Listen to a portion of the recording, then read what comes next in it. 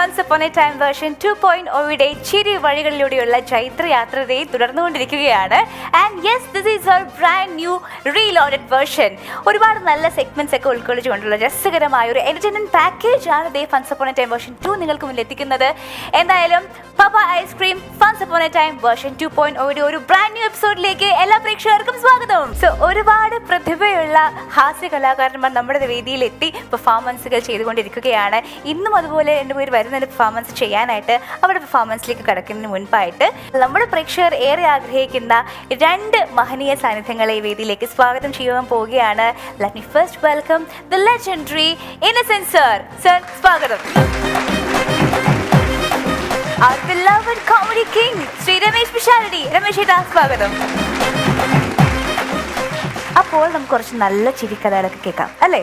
ഇന്നത്തെ പെർഫോമേഴ്സിനെ സ്വാഗതം ചെയ്യുകയാണ്. Let me first welcome Prajith from Tripunithura.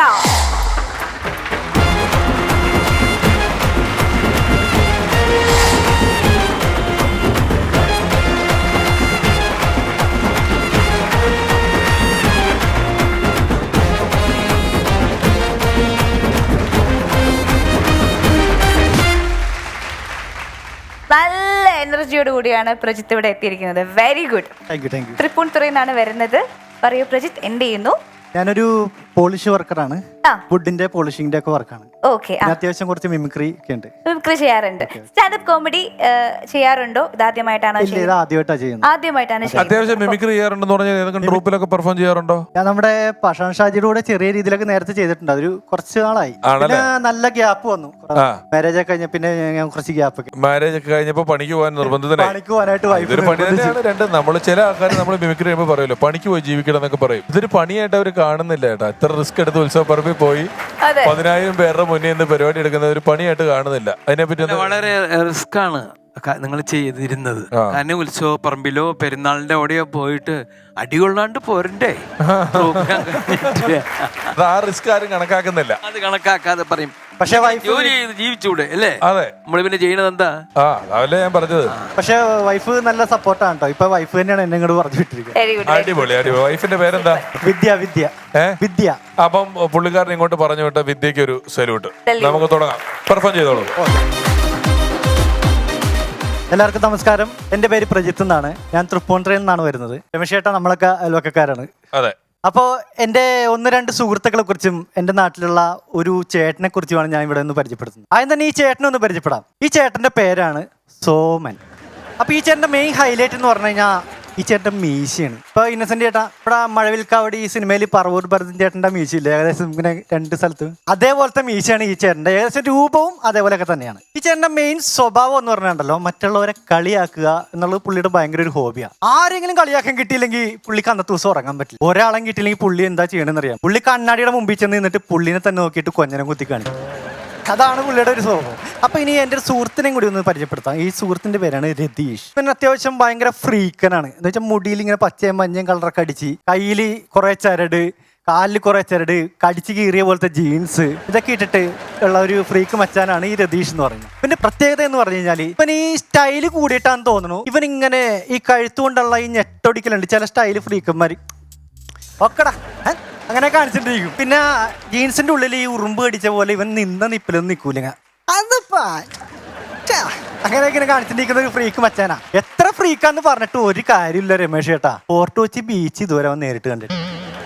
അപ്പൊ അതാണ് ഈ രതീഷ്. അപ്പൊ ഞാൻ ഈ രതീഷും കൂടി ഇങ്ങനെ സംസാരിച്ചിട്ടുണ്ട്. അവന്റെ വീടിന്റെ വാതിക്കലും അതിന്റെ സൈഡിൽ ഇങ്ങനെ സംസാരിച്ചിട്ടിരിക്കുമ്പോ വരുന്നു നമ്മുടെ സോമൻ ചേട്ടൻ അവിടെ നിന്ന് വരുന്നുണ്ട്. ഞാൻ രതീഷിനോട് പറഞ്ഞു, രതീഷെ പണി പാളിന്നാ തോന്നണേ കേട്ടോ. സോമൻ ചേട്ടൻ അവിടെ നിന്ന് വരുന്നുണ്ട്. ഒന്നില്ലെങ്കിൽ നമ്മളെ കളിയാക്കാൻ വേണ്ടി തന്നെ വരുന്ന വരവാന്ന് പറഞ്ഞു. ഒന്നില്ലെങ്കിൽ നിന്നെ അല്ലെങ്കിൽ എന്നെ പുള്ളി കളിയാക്കിയിട്ട് ഇന്ന് പോകുള്ളൂ പറഞ്ഞു. ഇപ്പം പറഞ്ഞു മൈൻഡ് ചെയ്യണ്ട, നമുക്കിങ്ങനെ വർത്താനം പറഞ്ഞിരിക്കാം. പുള്ളി വന്ന വഴിക്ക് അങ്ങോട്ട് പൊക്കോളൂ എന്ന് പറഞ്ഞു. ഞാൻ പറഞ്ഞു ശരി എന്ന് പറഞ്ഞു. ഞങ്ങൾ ഇങ്ങനെ വർത്താനം പറഞ്ഞിരിക്കുമ്പോൾ ഈ സോമൻ ചേട്ടൻ ഇവിടെ വന്നു. ഞങ്ങൾ പതിയെ ഒന്നിങ്ങനെ തിരിഞ്ഞു. പുള്ളി കറങ്ങി ഇവിടെ തന്നെ വന്നു. പിന്നെ അപ്പൊ ഇവൻ ഇങ്ങനെ സംസാരിക്കുന്നുണ്ട്. പുള്ളിനെ മൈൻഡ് ചെയ്യുന്നില്ല. ഈ സോമൻ ചേട്ടൻ ഇവനെ തന്നെ ഫോക്കസ് ചെയ്തേക്ക്. സോമൻ ചേട്ടൻ ഇവനെ തന്നെ ഇങ്ങനെ നോക്കിക്കൊണ്ട് എന്റെ തോളത്തിട്ട് ഇങ്ങനെ തട്ടം കാട്ടിട്ട്, എടാ ഞാൻ എന്താ ഇവന്റെ ഈ തല കൊണ്ടുള്ള ഈ കോപ്രായം എന്താണ് കാരണം, ഇവനിങ്ങനെ സംഭവിക്കാനുള്ള കാരണം എന്താന്ന് എന്നോട് ചോദിച്ചു. അപ്പൊ ഞാൻ രക്ഷപ്പെട്ടു. എന്നെ എല്ലാ പുള്ളി നോട്ട് വിട്ടേക്കണത് ഇവനെയാണ്. പുള്ളിക്കാരന്റെ അമ്പ് നേരെ ഇവന്റെ നെഞ്ചത്തിട്ടാണെന്ന് എനിക്ക് മനസ്സിലായി. അപ്പൊ ഞാൻ പതിയെ ഒന്ന് സോമൻ ചേട്ടൻ്റെ അടുത്തോട്ട് ഒന്ന് ചാഞ്ഞു. ഞാൻ പറഞ്ഞു എന്താ ഏട്ടാ കാര്യം, ഇവന്റെ ഈ കഴുത്തിന്റെ ഇത് വരാനുള്ള കാരണം എന്താ? വേറൊന്നും കൊണ്ടല്ലടാ, പിന്നെ എനിക്ക് പണ്ട് പോലെ അറിയാല്ല. എന്റെ വീട്ടിലൊരു കറുത്ത പൂച്ച ഉണ്ടായിരുന്നു. ഈ പൂച്ച ഒരു ദിവസം ചോറ് തിന്നിട്ടിരിക്കുമ്പോ ഇവൻ എന്താ ചെയ്തേന്ന് അറിയാമോ? ഈ പൂച്ചയുടെ പാത്രത്തിൽ നിന്ന് ചോറ് കൈയിട്ട് വരി അങ്ങ് തിന്ന്. അപ്പൊ ഈ പൂച്ചക്ക് ദേഷ്യം സഹിക്കാനാ വേണ്ടി ഇവൻ ഇങ്ങനെ തന്നെ നോക്കി നിന്നിട്ടേ ഇവന്റെ കഴുത്തിന് ഒരു കടി അങ്ങ് വെച്ചു കൊടുത്തു. പൂച്ച അങ്ങ് ഓടിപ്പോയി. അന്ന് തുടങ്ങിയതാണ് ഇവന്റെ ഈ കാട്ടായൊന്നും പറഞ്ഞിട്ടില്ലേ. ഈ പുള്ളി തന്നെ ഇന്ന് അങ്ങോട്ട് ചിരിക്കുക, ഞങ്ങൾ ചിരിക്കണമെന്നില്ല. ഈ പുള്ളി അങ്ങോട്ട് തന്നെ ചിരിക്കേ, ചിരിച്ച് ഈ പുള്ളിയുടെ മീശയൊക്കെ ഈ ചില്ലിത്തെങ്ങനെ കാറ്റടിച്ച പോലെ ഇങ്ങനെ ചെതറി ഇങ്ങനെ നിൽക്കുക. അപ്പോ ഈ രതീഷ് ഈ ചേട്ടൻ്റെ തന്നെ ഇങ്ങനെ നോക്കിക്കൊണ്ട് നിന്നിട്ട് പറഞ്ഞു കഴിഞ്ഞോ? പുള്ളി പറഞ്ഞു കഴിഞ്ഞു. എന്താ? അപ്പോ രതീഷ് പറഞ്ഞു ചേട്ടൻ പറഞ്ഞ ശരിയാ, ഞാൻ സമ്മതിക്കുന്നു. എന്റെ വീട്ടിലെ പൂച്ച എന്റെ കഴുത്തിട്ടല്ലേ കടിച്ചത്, പക്ഷെ ചേട്ടന്റെ ഈ മീശ കണ്ട എന്റെ പൂച്ചനെ ചേട്ടൻ കടിച്ചു പിടിച്ചേക്കണ പോലെ ഉണ്ടല്ലോ. ഇത് കേട്ടതും പുള്ളിയുടെ മൈൻഡ് കിളി അങ്ങോട്ട് പോയിട്ട് പുള്ളി ഒറ്റ പോക്ക് അങ്ങോട്ട് പോയിട്ടോ. പിറ്റേ ദിവസം ഞാൻ നോക്കിയപ്പോ ഞങ്ങളുടെ വീടിന്റെ ശശിചേട്ടന്റെ ചായക്കടയുടെ ഫ്രണ്ടില് പുള്ളി ഇങ്ങനെ നിൽക്കുക മീശയൊക്കെ വടിച്ചിട്ട്. അപ്പൊ ഞാൻ ചോദിച്ചു എന്താ സോമൻ ചേട്ടാ മീശയൊക്കെ വടിച്ചു ഇത്ര പെട്ടെന്ന്? അപ്പൊ പുള്ളി എന്താ ചെയ്തതെന്നറിയാമോ? ബട്ടൺസ് ഇങ്ങനെ ഊരി, ഷർട്ടിന്റെ 2 ഊരിട്ടേ എന്നാ ചൂടാടാ, ചൂട് കൊണ്ട് പഠിച്ചതാണ്. ലോകത്തില് ചൂട് കൊണ്ട് മീശ പഠിക്കുന്ന ഒരാളെ ഞാൻ ആദ്യമായിട്ട് കാണുന്നത്, അത് ഈ സോമൻ ചേട്ടൻ തന്നെ. അങ്ങനെ ഞാനും ഈ രതീഷും കൂടി ഞങ്ങളുടെ വീടിന്റെ അവിടെ രമേശേട്ടൻ നമ്മുടെ അവിടെ കായലിന്റെ ഒക്കെ സൈഡിൽ ഞങ്ങൾ പോയി ഇരിക്കാറുണ്ട്. ഈ സന്ധ്യ സമയങ്ങളിലൊക്കെ അവിടെ ചെന്നിരിക്കുമ്പോൾ നല്ലൊരു ഫീലിംഗ്, അതായത് സൂര്യാസ്തമയൊക്കെ ഇങ്ങനെ കണ്ട് കഥയൊക്കെ പറഞ്ഞ് ഇങ്ങനെ ഇരിക്കുന്ന ഒരു പതിവുണ്ട് ഞങ്ങൾക്ക്. ഞാൻ ഇവനും കൂടി ഇങ്ങനെ വർത്താനം പറഞ്ഞിരുന്നപ്പോ ഞാൻ പറഞ്ഞ സന്ധ്യ സമയമില്ല, നമുക്ക് പോയാലോ, ഇത്ര നേരമില്ലേ? അപ്പൊ ഈ രതീഷ് എന്താ ഈ സൂര്യനെ തന്നെ ഇങ്ങനെ അങ്ങനെ നോക്കിക്കോ. ഞാൻ പറഞ്ഞു എന്താ ഇങ്ങനെ നോക്കിക്കണേ, പോണ്ടേ? അപ്പൊ ഇവൻ പറയാ എടാ എനിക്കൊരു സംശയം ഉണ്ട് മച്ചാനെ എന്ന് പറഞ്ഞു. ഞാൻ പറഞ്ഞു എന്താണ് സംശയം എന്ന് ചോദിച്ചു. വേറൊന്നും കൊണ്ടല്ലടാ, ഈ പുഴയിലോട്ട് ഇപ്പൊ ഈ ഇറങ്ങിപ്പോണ ഈ സൂര്യനില്ലേ, ഈ സൂര്യൻ തന്നെ ആയിരിക്കും നമ്മുടെ കന്യാകുമാരിയിൽ കടലിലോട്ട് ഇറങ്ങിപ്പോണേ. അപ്പൊ ഞാൻ പറഞ്ഞു ശരിയാ, നിന്റെ സംശയം വളരെ കറക്റ്റാ എന്ന് ഞാൻ പറഞ്ഞു. അപ്പൊ അതിനു മുമ്പ് ഇവൻ പറയുകയും ചെയ്തിട്ടോ, അല്ല രണ്ടും രണ്ടാണോ അല്ലെങ്കിൽ ഒന്നാണോ എന്ന് അറിയാൻ വേണ്ടി ഞാൻ ചോദിച്ചാന്ന് പറഞ്ഞു. ഞാൻ പറഞ്ഞു ശരിയാടാ, നിന്റെ സംശയം വളരെ കറക്റ്റാ. ഇതിപ്പോ നമ്മള് എറണാകുളത്തല്ലേ നിൽക്കണത്, ഇതിപ്പോ എറണാകുളത്തുള്ള സൂര്യൻ, മറ്റേത് കന്യാകുമാരിയുള്ള സൂര്യൻ, അപ്പൊ 2 ഇല്ലേ? അങ്ങനെ ഓരോരോ ജില്ലകൾക്കും ഓരോരോ സൂര്യൻ ഉണ്ടെന്ന് ഞാൻ പറഞ്ഞു. എന്നിട്ട് ഞാൻ വേറൊരു കാര്യം കൂടി പറഞ്ഞു. ഇനി ഇത് മാത്രമല്ല, രാത്രിയിൽ വേറൊന്നും കൂടി വരും, വെളുത്തിട്ട് വട്ടത്തിൽ വരണമെന്ന് പറഞ്ഞപ്പോ ഇവൻ പറയാ അത് ചന്ദ്രനല്ലേടാ, നീ എന്നെ പറ്റിക്കാൻ വേണ്ടി പറഞ്ഞില്ലേ? ഇതും പറഞ്ഞിട്ട് ഞങ്ങൾ ഇങ്ങനെ സംസാരിച്ചൊക്കെ ഇങ്ങനെ നിൽക്കുമ്പോഴത്തേക്കും ദേവന്നട വേറൊരുത്തൻ വൈശാഖിനെ കുറിച്ചൊന്ന് പറയുകയാണെങ്കിൽ, വൈശാഖ് എന്ന് പറഞ്ഞു കഴിഞ്ഞാൽ ആളൊരു കുട്ടിക്കളിയാട്ടോ. സ്വഭാവം എന്ന് പറഞ്ഞാൽ കുട്ടികളുടെ സ്വഭാവമാണ്. പെട്ടെന്ന് ദേഷ്യം വരും, അങ്ങനത്തെ ഒരു സ്വഭാവം. പിന്നെ ഭയങ്കര നുണയെ പറയുള്ളൂ, എടുത്തു കഴിഞ്ഞാൽ നുണയെ പറയുള്ളൂ. നമ്മൾ വിശ്വസിക്കാൻ പറ്റാത്ത തരത്തിലുള്ള നുണയൊക്കെയാണ് പുള്ളി പറയുള്ളൂ. വൈശാഖ് വരുന്നുണ്ട്, ഞാൻ രതീഷിനോട് പറഞ്ഞു രതീഷെ ഇപ്പൊ അവനെ കൊണ്ട് എന്തെങ്കിലും നുണ പറയിപ്പിക്കാണ്, നീ കേട്ടോന്ന് പറഞ്ഞു. അപ്പൊ ഈ വൈശാഖിന്റെ വീട് എന്ന് പറഞ്ഞാൽ ഒരു ഓടിട്ട വീട്, അതിന്റെ സൈഡിലൊരു തോട് ഒക്കെ ഉണ്ട്. ഇവൻ അവിടെ നിന്ന് ചൂണ്ടയിടുന്ന ഒരു സ്വഭാവമൊക്കെ ഉണ്ട്. അപ്പൊ ഇവൻ വരുമ്പോഴത്തേക്ക് ഞാൻ ചോദിച്ചു വൈശാഖെ ഇന്നലെ നീ അവിടെ ചൂണ്ടയിടണ്ടായില്ലടാ, മീൻ വല്ലതും കിട്ടിയായിരുന്നില്ല, കുറെ ഒന്നും അവിടെ നിന്ന് വേർക്കണ്ടായില്ല എന്ന് ചോദിച്ചപ്പോ ഇവൻ പറയാം മീൻ വല്ലതും കിട്ടിയാന്നോ എന്നോട്? ഇടാ വെറും 5 മിനിറ്റ് കൊണ്ട് 25 കരിമീനെ ഞാൻ പിടിച്ച് കരയിലോട്ട് ഇട്ടെന്ന് പറഞ്ഞു. ഞാൻ ചൂണ്ടയിൽ കൊളുത്തി ഇടുന്നു, പിടിക്കുന്നു, കരയിലിടുന്നു, ഇടുന്നു, പിടിക്കുന്നു, കരയിലിടുന്നു. ഞാൻ അങ്ങനെ പിടിച്ച് ക്ഷീണിച്ചിട്ട് ഞാൻ അടുക്കളയിൽ പോയി ഒരു ഗ്ലാസ് വെള്ളം കുടിച്ചു. ഗ്ലാസ് അങ്ങോട്ട് വെച്ചിട്ട് തിരിഞ്ഞു നോക്കിയപ്പോ മീൻ മുഴുവൻ കാണാനില്ല, മീനിന്റെ മുള്ളു മാത്രം അവിടെ കിടക്കും. ഞാൻ ചോദിച്ചു മീനപ്പ എവിടെ പോയി? മീൻ മുഴുവൻ ഞങ്ങളുടെ വീട്ടിലെ പശു നിന്നു. അപ്പൊ ഞാൻ പറഞ്ഞു എടാ പശുവൊക്കെ ഈ വെജിറ്റേറിയൻ അല്ലേടാ, ഈ വെജിറ്റേറിയൻ അല്ലേ? അപ്പൊ ഇവൻ പറയാ ഞങ്ങളുടെ വീട്ടിലെ പശുവൊക്കെ ഇറച്ചി മീൻ തിന്നു, നിനക്ക് എന്താ വല്ല കുഴപ്പമുണ്ടോന്ന് പറഞ്ഞിട്ട് സത്യനെ പോലെ ഇങ്ങനെ നിൽക്കുക. അപ്പൊ ഞാൻ പറഞ്ഞു എടാ ശരി സമ്മതിച്ചു, ഓക്കെ. നീ അടുത്ത ആഴ്ച പെണ്ണ് കാണാൻ പോകുന്നത് ഞങ്ങൾ അറിഞ്ഞായിരുന്നു, എവിടെയാണ് പെണ്ണിന്റെ വീട്? ഇപ്പൊ ഇവനിങ്ങനെ ദേഷ്യപ്പെട്ടിരിക്കുകയുള്ള. ഞാൻ ചോദിച്ചപ്പോ ഞാൻ ഒന്നുകൂടി ചോദിച്ചു എടാ അടുത്ത ആഴ്ച നീ പെണ്ണ് കാണാൻ പോണേയുള്ള, നിന്റെ പെണ്ണിന്റെ വീട് എവിടെയാന്ന് ചോദിച്ചാൽ പറഞ്ഞേ എനിക്ക് നിന്നോട് പറയാനൊരു മനസ്സില്ലടാ, വയറ്റില്ല. എന്താ നോക്കണേ, എന്താ പറയാൻ മനസ്സിലൊന്നും വയറ്റില്ല പറഞ്ഞു. അപ്പൊ ഞാൻ പറഞ്ഞു നീ പറയണ്ട, നീ പെണ്ണിന്റെ പേരൊന്നും പറയാൻ പാടില്ലടാ. ഞാൻ ഇത്ര കൂട്ടുകാരനല്ലേ, നീ പെണ്ണിന്റെ പേരൊന്നും പറയാൻ പാടില്ലേ? എന്നെ കൊന്നാലും ഞാൻ പറയൂലടാ മിനി. അപ്പൊ ഞാൻ പറഞ്ഞു ശരി നീ പറയണ്ട, നിനക്ക് എത്ര സ്ത്രീധനം കിട്ടുമെന്നെങ്കിലും ഒന്ന് പറയാം. 10 പവനും 10,000 രൂപയും തരാന്ന് അവർ എന്നോട് പറഞ്ഞേക്കണേ. പക്ഷെ അത് ഞാൻ നിന്നോട് പറയില്ല, എന്റെ അച്ഛനോടും അമ്മേനോടും മാത്രമേ പറയുള്ളൂ. Okay thank you. ഓക്കെ പ്രജിത്തേട്ടാ, നല്ല പെർഫോമൻസ് ആയിരുന്നു. രമേശേട്ടാ രസമുണ്ടായിരുന്നു. പിന്നെ നമ്മളിത് ഈ പറയുന്നത് പോലെ ഇതിന്റെ ഒരു പ്രതിഭകളെ പരമാവധി കണ്ടെത്തുക, മുന്നോട്ട് കൊണ്ടുവരിക എന്നുള്ളതാണല്ലോ അതിന്റെ ഒരു ലക്ഷ്യം. അതുകൊണ്ട് ചില കാര്യങ്ങൾ എനിക്ക് തോന്നി എന്താന്ന് വെച്ച് കഴിഞ്ഞാല് നമ്മൾ ഈ അപ്പോൾ ഞാൻ പറഞ്ഞു, അപ്പോഴവൻ എന്നോട് പറഞ്ഞു, അപ്പൊ ഞാൻ അവനോട് പറഞ്ഞു ഇത് എല്ലാ തവണയും പറയാതെ നമുക്കിത് കമ്മ്യൂണിക്കേറ്റ് ചെയ്യാൻ പറ്റിയ നല്ലതാണ്. ഞാൻ അവനോട് നീ എവിടെ പോവാ? ഞാൻ അത് കടവൂർ പോവാ എന്ന് പറഞ്ഞു തോന്നി, മറ്റവനാണ് പറഞ്ഞത് നമുക്ക് മനസ്സിലായല്ലോ. അത് അങ്ങനെ കമ്മ്യൂണിക്കേറ്റ് ചെയ്യാൻ പറ്റിയാൽ ഇതിന്റെ നീളം കുറഞ്ഞിരിക്കും, കുറച്ചുകൂടെ ടെമ്പോയിൽ പറയാം. Okay, all the best. അല്ല ഒരു കാര്യം, ഒന്നാമത്തെ കാര്യം നമുക്ക് ഇദ്ദേഹം കുറെ കാലമായിട്ട് പ്രാക്ടീസ് ഒന്നും ഇല്ലാത്ത ആളാണ് അല്ലേ? ഈ സമയത്ത് ഇങ്ങനെ ഒരു പ്രാക്ടീസ് ഒക്കെ ചെയ്ത് ഒരു സ്റ്റേജ് കിട്ടാന്ന് പറഞ്ഞാൽ തന്നെ വലിയ കാര്യമാണ്. സാധാരണ നമ്മുടെ ഈ പറഞ്ഞ പോലെ ചാനലുകളിലൊക്കെ വലിയ മിടുക്കന്മാരാണ് വരാറുള്ളത്. അതെ, മനസ്സിലായോ? ഇതിപ്പോ നമ്മൾ വലിയ മിടുക്കന്മാരല്ല, മിടുക്കന്മാരെ ഉണ്ടാക്കുകയാണ് നമ്മളിവിടെ ചെയ്യാൻ പോകുന്നത്. അപ്പൊ തീർച്ചയായിട്ടും ഇനി വരുമ്പോൾ പുതിയ പുതിയ സംഭവങ്ങൾ അത് നമ്മൾ ഉണ്ടാക്കിയ നമ്മുടെ കൂട്ടുകാരായിട്ടുള്ള ആൾക്കാരുടെ മുമ്പിൽ നമ്മൾ കാണിക്കണം. അവർ ചിരിക്കുന്നുണ്ടോ എന്ന് നോക്കണം. ഞാനിത് പറയാനുള്ളൊരു കാര്യം, ഞാൻ ഒരു തമാശയൊക്കെ അഭിനയിക്കുന്ന ഒരു നടനാണ്. ഞാൻ സ്കൂളിൽ പഠിക്കുമ്പോഴും സ്കൂളിൽ നിന്ന് പോകുന്നതിന് ശേഷവും ഞാൻ എവിടെ നിൽക്കുന്നു അതിൻ്റെ ചുറ്റുമായിരിക്കും ആൾക്കാർ. ഇപ്പോഴും ഷൂട്ടിങ്ങിന് ഞാൻ ചെന്നിട്ട് ഞാൻ ഇവിടെ ഇരിക്കുകയാണെങ്കിൽ അവിടെ മമ്മൂട്ടി ഉണ്ടാവും, മോഹൻലാൽ ഉണ്ടാവും, ജയറാം ഉണ്ടാവും, അവരൊക്കെ. പക്ഷെ ഞാൻ എവിടെ ഇരിക്കണമെന്ന് വെച്ചാൽ അവിടെയാണ് മറ്റുള്ളവർ വന്ന് കൂടി നിൽക്കുക. എന്തുകൊണ്ട് എന്ന് ചോദിച്ചാൽ നമ്മൾ ചില നേരം പോക്കുകളും കാര്യങ്ങളൊക്കെ നമ്മൾ പറയും. അത് മാത്രമല്ല, ഇപ്പം ഇന്നസെന്റ് ഏട്ടൻ പറഞ്ഞ ഈ കാര്യം, നേരം പോക്കുകൾ ഉണ്ടാക്കാൻ വേണ്ടി സമയം ചെലവാക്കുക എന്ന് പറയുന്നത് വളരെ പ്രൊഫഷണൽ ആയിട്ട് നമ്മളൊക്കെ ചില അവാർഡ് നൈറ്റിനോ വേറൊരു ഷോയ്ക്കോ അല്ലെങ്കിൽ ഒരു സിനിമ, ഒരു കോമഡി പടത്തിന്റെ തിരക്കഥ എഴുതുമ്പോഴോ ആണ് ബോധപൂർവം ഉണ്ടാക്കുന്നത്. അല്ലാതെ ഇരുന്ന് പറയാൻ, നമ്മൾ വട്ടം കൂടി ഇരിക്കുമ്പോൾ വർത്താനം പറയുമ്പോൾ പറയാൻ നമ്മൾ കുറെ തമാശകൾ സംഘടിപ്പിച്ച് വെക്കുന്നില്ല. അത് ഉണ്ടാകുന്നതാണ്. അത് എവിടുന്നൊക്കെയോ നമുക്ക് കൃത്യമായിട്ട് ആ സമയത്ത് ഈ സാധനം കറക്റ്റ് ലിങ്ക് ചെയ്ത് കിട്ടും. ഓരോ കഥകളും ഓരോ ഓർമ്മകളൊക്കെ വരും. അത് എന്തുകൊണ്ടാന്ന് വെച്ച് കഴിഞ്ഞാൽ ഇരിക്കുന്ന സമയത്ത് നമ്മളിത് പറയുന്നത് കൊണ്ട് പറയുകയാണ് നമ്മൾ അങ്ങോട്ടും ഇങ്ങോട്ടും. അപ്പം കുറെ തമാശകൾ വരും കേട്ടോ. ഗംഭീരമായി. All the best. ഓക്കെ, വളരെ വാല്യുബിൾ ആയിട്ടുള്ള കുറച്ച് നല്ല കമന്റ്സ്, ടിപ്സ് ഒക്കെ ലഭിച്ചിരിക്കുകയാണ്. ഓക്കെ, പ്രജിത്ത് എന്തായാലും ഹാപ്പിയാണെന്ന് വിശ്വസിക്കുന്നു. ഹാപ്പിയാണ്. നമുക്ക് ഇവിടം വരെ വരാൻ തന്നെ എത്തിപ്പെട്ടല്ലോ. തീർച്ചയായിട്ടും. അപ്പൊ എന്തായാലും ഓൾ ദി ബെസ്റ്റ്. ഇനിയും നല്ല നല്ല വേദികളിലേക്ക് നല്ല പെർഫോമൻസുകളായിട്ട് കാണാൻ സാധിക്കട്ടെ. So that is Prajith. Once upon a time version 2.0 വേദിയിലെത്തുന്ന അടുത്ത standup comedian Ranju Karthiyani from Thrissur.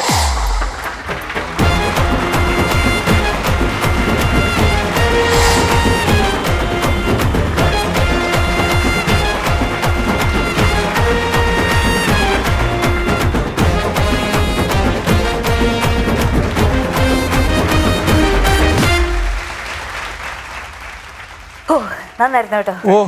ഈ ഡാൻസ് കളിച്ചത് രഞ്ജു കാർത്തിയാനും കിതക്കുന്നത് ഡയാനാണ്. അത് എന്താന്ന് ഒരു പിടുത്തം കിട്ടുന്നില്ല ഇവര് തമ്മിൽ. എനിക്ക് കാണാൻ കഴിഞ്ഞത് രഞ്ജു കാർത്തിയാനയുടെ ഒപ്പം എത്താൻ പാടുപെടുന്ന ഡയാനയാണ്. ഞാനത് തന്നെയാണ്. എനിക്ക് നല്ല സങ്കടം ഉണ്ടായിരുന്നു. കാരണം ആ കുട്ടിയുടെ, എനിക്ക് ഈ കുട്ടീനെ ഓർത്തിട്ടാ. പക്ഷെ ഞാൻ ഈ പിള്ളേര് മുഴുവൻ അവിടെ ഇവിടെയും പോയിട്ട് പറയുന്നു. അത് ശരിയല്ലേ? നിങ്ങൾ ആരും പുറത്തു പോയിട്ട് ഇവിടെ ഷൂട്ട് ചെയ്യുമ്പോ നല്ല വിഷമം ഉണ്ടായിരുന്നു എനിക്ക്. ഡയാനയുടെ കാര്യാലോ നിനക്കുണ്ടായിരുന്നു. നിനക്ക് വേണ്ട, ഒരാൾക്ക് മതി.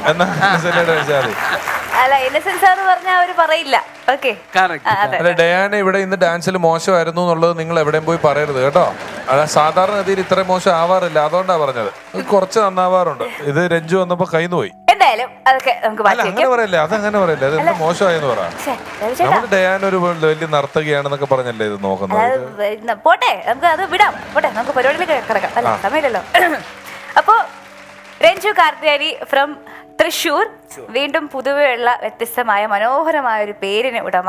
പേര് ആദ്യം തന്നെ കേൾക്കുമ്പോൾ നമ്മൾ വിചാരിക്കും ഒരു ഫീമെയിൽ കണ്ടസ്റ്റന്റ് ആണെന്നുള്ളത്. പിന്നെ സർനെയിമായിട്ടിരിക്കുന്ന അമ്മയുടെ പേരാണ് ബാബ കല്യാണി എന്നൊക്കെ പറയുന്ന പോലെ. അതാ ഞാൻ പറഞ്ഞ ഒരു വ്യത്യസ്തത ഉണ്ടെന്നുള്ളത്. നമ്മൾ തമ്മിൽ കാണാറുണ്ടല്ലോ. അച്ഛന്റെ പേര് ചന്ദ്രൻ എന്ന് പറയും. അയാൾ എന്റെ കൂടെ പഠിച്ചിട്ടുള്ള അയാളുടെ അച്ഛനുമാണ്. അടിപൊളി. മനസ്സിലായ കഥ വല്ലത്? മനസ്സിലായ? നീ പോയി നിന്റെ പണി നോക്ക്. ഇനി എനിക്ക് ഈ ആൾക്കാരുണ്ടെന്നുള്ളത് മനസ്സിലായി. ആളെത്തി കഴിഞ്ഞു. അല്ല, അവൻ വെറുതെ അല്ല ഡാൻസിൽ ഇത്ര പ്രതിഭ കാണിച്ചത്. അതൊക്കെ എന്റെ ഇത് തന്നെ. നാട്ടുകാരായതുകൊണ്ടാവും. ഞാൻ ചന്ദ്രൻ ഇയാളുടെ അച്ഛനായിട്ടും മാത്രമല്ല ഗവൺമെന്റ് ബോയ്സ് സ്കൂളിലാണ് ഞങ്ങൾ ഒരുമിച്ച് പഠിച്ചത്. ഞാൻ കൊറേ പഠിച്ചേ. പിന്നെ അവര് പഠിച്ച എവിടേക്ക് പോയി, ഞാൻ നോക്കാൻ പോയി. നമ്മള് വേറെ കളി. ഹായ്, ഹലോ, നമസ്കാരം. ഞാൻ രഞ്ജു കാർത്തിയായനി, തൃശ്ശൂർ ജില്ലയിൽ ഇരിങ്ങാലക്കുടയിൽ പുല്ലൂരിലാണ് എൻ്റെ വീട്. ഞാൻ പറയാൻ വരുന്നത് കുറച്ച് കഥകൾ. ഞാൻ ഈ ചെണ്ടമേളം കൈകാര്യം ചെയ്ത ഒരാളായതുകൊണ്ട് മേളവുമായിട്ട് ബന്ധപ്പെട്ട കുറച്ച് കഥകളാണ് പറയുന്നത്. വലിയ വലിയ പൂരങ്ങൾക്ക് പോയിട്ടുള്ള കഥകളൊന്നുമല്ല കേട്ടോ. നമ്മൾ കുഞ്ഞു കുഞ്ഞു ക്ഷേത്രങ്ങൾ ഉണ്ടാവും നമ്മുടെ നാട്ടിലൊക്കെ, കുടുംബക്ഷേത്രങ്ങൾ. അവിടെ പോയിട്ടുണ്ടാവുന്നു. അപ്പോൾ ഈ കുഞ്ഞു ക്ഷേത്രങ്ങളാകുമ്പോൾ വല്ലാത്ത ബോണ്ടിങ് ഉണ്ടാവും. നമ്മൾ കാലത്തോട്ട് പിറ്റേ ദിവസം കാലത്ത് അവിടെ നിൽക്കുന്നുണ്ട്, ഇവരായിട്ട് വല്ലാത്ത ബോണ്ടിങ് ഉണ്ടാവും. അപ്പം അങ്ങനെയുള്ള സ്ഥലത്തെ കുറച്ച് കഥകളാണ്. നമ്മൾ ഒരു പരിപാടിക്ക് പോയപ്പോൾ അവിടെ ഒരു കാർന്നൂരുണ്ട്. ഈ മിക്ക കുടുംബക്ഷേത്രത്തിലും ഒരു കാർന്നൂരുണ്ടാവും. ഈ കാർന്നൂരാണ് അവിടുത്തെ മെയിൻ ആള്. അയാൾ പറയണത് 2 മണിക്ക് എഴുന്നള്ളിച്ചോ. 2 മണിക്ക് എഴുന്നള്ളിക്കാൻ പറഞ്ഞാൽ 2 മണിക്ക് എഴുന്നള്ളിക്കണം. അവിടെ ഇപ്പോൾ മേളം കൊട്ടണ്ട എന്ന് പറഞ്ഞാൽ മേളം കൊട്ടണ്ട. അപ്പോൾ അയാൾ വെട്ടൊന്ന് മുറി 2 എന്നുള്ളൊരു രാഘവേട്ടൻ, ഒരു കഥാപാത്രമാണ്. അപ്പോൾ നമ്മൾ മേള സ്ഥലത്ത് കൃത്യമായിട്ട് അവിടെ എത്തി. അപ്പോൾ എൻ്റെ ചേട്ടനാണ് ഇതിൻ്റെ കരാറ് കിടക്കുന്നത്, സജു. അപ്പോൾ ചേട്ടൻ്റെ അടുത്ത് ഭയങ്കര കമ്പനിയാണ്. അപ്പോൾ എൻ്റെ അടുത്തും അയാൾ കുഴപ്പമില്ല സംസാരിക്കും. അപ്പോൾ ഈ പരിപാടി ഇത് കുറച്ച് ബസ് റൂട്ട് അധികം ഇല്ലാത്ത സ്ഥലമാണ്. വലിയ ബസ് റൂട്ടില്ല. ഒരു ഉച്ചയ്ക്കൊരു ബസ്, വൈകിട്ടൊരു ബസ്, കാലത്തൊരു ബസ്, അങ്ങനെ വലിയ ബസ് റൂട്ട് ഇല്ലാത്ത സ്ഥലമാണ്. അപ്പോൾ നമ്മൾ ചെന്ന് പരിപാടിക്ക് ചെന്നു. അപ്പോൾ ഈ രാഘവേട്ടൻ പറഞ്ഞു, അതേ സജു, തൊട്ടപ്പുറത്തെ വീട്ടിലെ ശാരദ വല്യമ്മ തീരുമാനമാറുണ്ട്. ചിലപ്പോൾ അത് മരിക്കാൻ സാധ്യതയുണ്ട്, കുറച്ച് വലിവുണ്ട്. അപ്പോൾ നിങ്ങൾ കാര്യം ചെയ്യാം, മേളത്തിന്റെ എപ്പോഴും അയക്കാനും ചിലപ്പോൾ നിൽക്കേണ്ടി വരും തോന്നുന്നു. അപ്പോൾ ചേട്ടൻ പറഞ്ഞു അതങ്ങനെ സംഭവിക്കില്ല, ഭഗവതിയുടെ കടാക്ഷം കൊണ്ട് ഇന്നൊന്നും ഉണ്ടാവില്ല, അങ്ങനെ പോട്ടെ എന്ന് പറഞ്ഞു. നമ്മൾ കാലത്തെ മേളം കഴിഞ്ഞു, ഉച്ചക്കലത്തെ മേളം കഴിഞ്ഞു, വൈകിട്ടത്തെ മേളം കഴിഞ്ഞ സമയത്ത് രാഘവേട്ടൻ വിളിച്ചു, മേളക്കാരൊക്കെ പുറത്തേക്ക് പോട്ടാ, ശാന്തിമാരെ അവിടെ നിൽക്കട്ടെ, ഈ കളത്തിന്റെ ആൾക്കാരൊക്കെ പുറത്തേക്ക് പോകോ, കളം മായ്ക്കാനുള്ള തേച്ച് ചോദിച്ചു. അപ്പോൾ ഞാനൊക്കെ അടുത്ത് നിന്നു. ഇങ്ങനെ ചെന്നപ്പോൾ പുള്ളി പറയാണ്, ശാരദ വല്യമ്മ മരിച്ചു, ഇനിയിപ്പോൾ ഒന്ന് ചടങ്ങ് മാത്രമായിട്ട് കഴിക്കുക, വേറെ ഒന്നും നോക്കണ്ടെന്ന് പറഞ്ഞു. അപ്പോൾ ചേട്ടനും എനിക്കും എല്ലാവർക്കും ഉള്ള കാര്യം പറയാം, ചെറിയൊരു സന്തോഷം ഉണ്ടായി. കാര്യം ഈ ജനുവരി ഫെബ്രുവരി മാസത്തിൽ, അതായത് മകരമാസം കുംഭമാസത്തിലൊക്കെ നമ്മൾ പരിപാടിക്ക് പോയിട്ട് ഉറക്കില്ല, കണ്ണിൻ്റെ പോളങ്ങൾ അടയ്ക്കാറില്ല. അപ്പോൾ എന്തെങ്കിലും ചെറിയ റെസ്റ്റ് കിട്ടുമല്ലോ. 6 മണിക്ക് പരിപാടി കഴിഞ്ഞു, ചെറിയ റെസ്റ്റ് കിട്ടുമ്പോൾ അങ്ങനെ കിടന്നെന്താ ബാക്കിയുള്ള സമയം കിടന്ന് ഉറങ്ങാം, ഹാപ്പിയായി. അപ്പോൾ നമ്മുടെ കൂട്ടത്തിലുള്ള മുരളി എന്ന് പറഞ്ഞ ചേട്ടൻ ഒരു പാവപ്പെട്ട മനുഷ്യനാണ്. മുരളിയേട്ടൻ ഇങ്ങനെ മേളം കഴിഞ്ഞിട്ട് ഇങ്ങനെ ഒരു മുറുക്കാനൊക്കെ മുറുക്കി ഇങ്ങനെ ഫലിൻ്റെ ഇടയിൽ ഇങ്ങനെ അടക്കൊക്കെ എടുത്ത് നിൽക്കുകയാണ്. എന്തേന്ന് വെച്ചു. ഒരാഘോട്ടം പറഞ്ഞു, അല്ല മേളക്കാരൊക്കെ പൊക്കോ, ഇനിയിപ്പോൾ അമ്പലം അടയ്ക്കണം, അത് ചടങ്ങ് ചെയ്താൽ മതി, പേലയായി എന്ന് പറഞ്ഞു. എന്തേ നമ്മുടെ ശാരദ വല്യമ്മ മരിച്ചു എന്ന് പറഞ്ഞു. അപ്പം ഈ മുരളിയേട്ടനെ, എന്റെ ദൈവമേ. അപ്പൊ ഞാനിങ്ങനെ നോക്കി, എന്തിനാ മുരളിയേട്ടൻ അങ്ങനെ കാണിക്കുന്നത്. കുറച്ച് കഴിഞ്ഞിട്ട് മുരളിയേട്ടൻ ചോദിക്കാം, എപ്പോഴാണ് മരിച്ചതെന്ന് ചോദിച്ചു. ഒരാഘോട്ടം പറഞ്ഞു, ഒരു 5 മിനിറ്റ് ആയിട്ടുള്ളൂ, അതുകൊണ്ട് മരിച്ചുള്ളൂ. എന്റെ ദൈവം, എന്ത് കഷ്ടം എന്നൊക്കെ, ഭഗവതിയുടെ കാര്യമായിട്ട് എന്ത് കഷ്ടം. അങ്ങനെ പുള്ളി നമ്മൾ ചെണ്ട വെക്കിനടുത്ത് വന്നു. അപ്പൊ ഞാൻ ചോദിച്ചേ, ഞങ്ങൾക്കില്ലാത്തൊരു വിഷമം നിങ്ങൾക്ക് എന്തിനാ മുരളിയേട്ടൻ എന്ന് വെച്ചു. മുരളിയേട്ടൻ പറയാം, 10 മിനിറ്റ് മുന്നേ മരിക്കുകയാണെങ്കിൽ ആ രമ്യ ട്രാവൽസിന് വരുന്നു, 7:30 ബസ്സാന്ന്.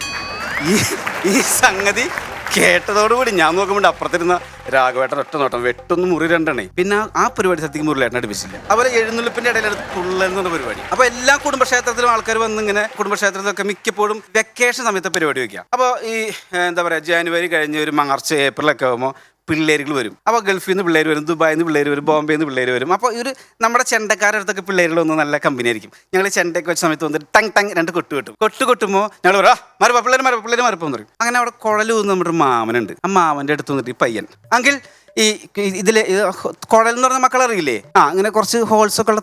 അപ്പോൾ എങ്കിൽ ഈ കുഴലിന് എന്തിനാ അങ്കിൾ ഇങ്ങനെ ഹോൾസ് ഇട്ടിരിക്കുന്നതെന്ന് വെച്ച് മാമൻ പറയാണ്, അതേ ആ ഹോൾസ് അടച്ചു പിടിച്ചിട്ട് വായിക്കണം, അപ്പോഴാണ് അതിൻ്റെ ശബ്ദം, കുഴലിൻ്റെ ശബ്ദം വരുള്ളൂ. അടച്ചു പിടിക്കാനാണെങ്കിൽ എന്തിനാ മാമ തുളയിട്ടെന്ന്.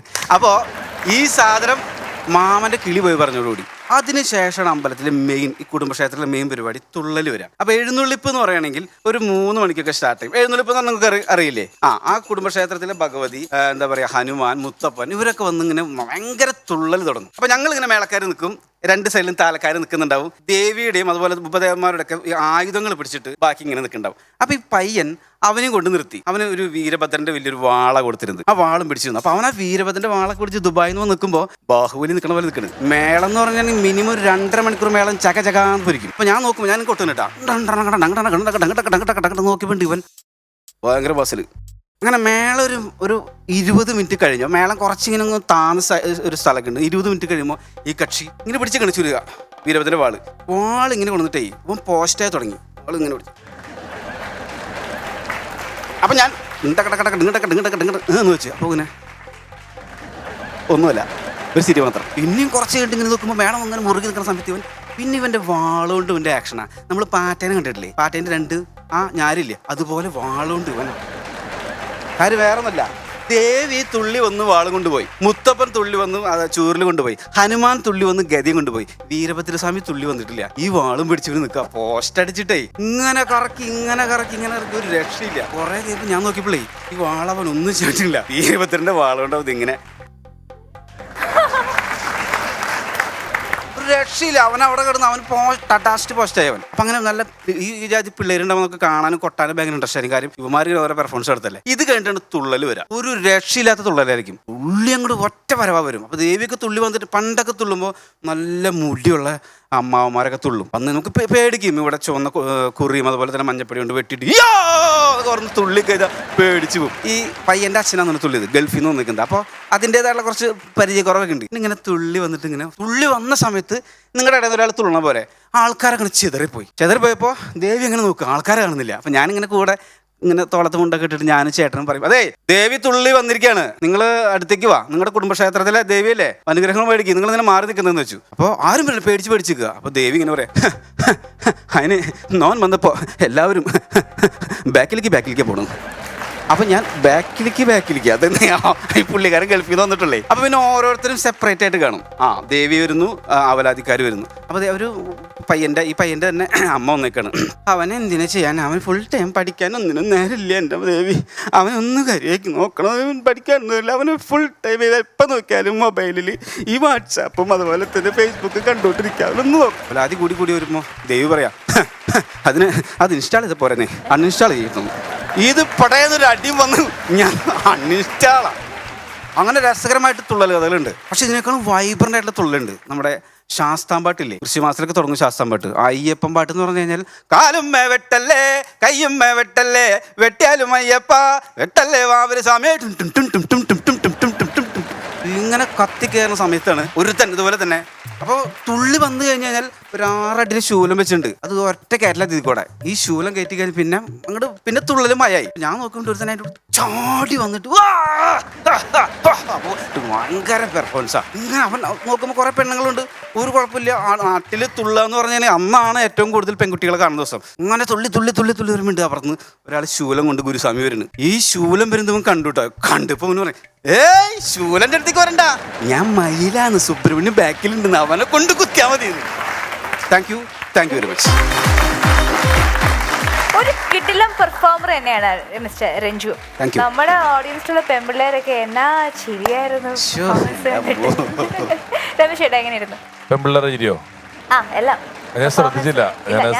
രഞ്ജു വളരെ ഗംഭീരമായിട്ട് ചെയ്തു. രഞ്ജുവിന് വളരെ പരിചയമുള്ള ഒരു ഏരിയയിൽ നിന്നും കുറെ നല്ല തമാശകൾ എടുത്തുകൊണ്ട് വന്ന് വളരെ വൃത്തിയായും കൃത്യമായും ഗംഭീരമായിട്ടും രഞ്ജു അവതരിപ്പിച്ചു. All the best Ranju. അല്ല, വളരെ നന്നായിരിക്കുന്നു. മാത്രമല്ല, ഇരിഞ്ഞാലക്കുടയിൽ നിന്ന് വന്ന ആളാണ്, എൻ്റെ കൂട്ടുകാരൻ്റെ മകനാണ്. അപ്പൊ തീർച്ചയായിട്ടും പുല്ലൂർ ഇവരുടെ അവിടുത്തെ ഒരു നാടക ഇതിന് ഞാനാണ് സാധാരണ ഉദ്ഘാടനം ചെയ്യാൻ വേണ്ടി പോകാറുണ്ട്. എന്തായാലും നിങ്ങൾ അസലായിട്ട് ചെയ്യുന്നുണ്ട്, വളരെ നന്നായിരിക്കുന്നു. അത് മാത്രമേ ഞാൻ ഇപ്പൊ പറയുന്നുള്ളൂ. Okay, very good. വളരെ നല്ല ഫീഡ്ബാക്സ് ആണ് കിട്ടിയിരിക്കുന്നത്. Congratulations. Thank you so much for coming.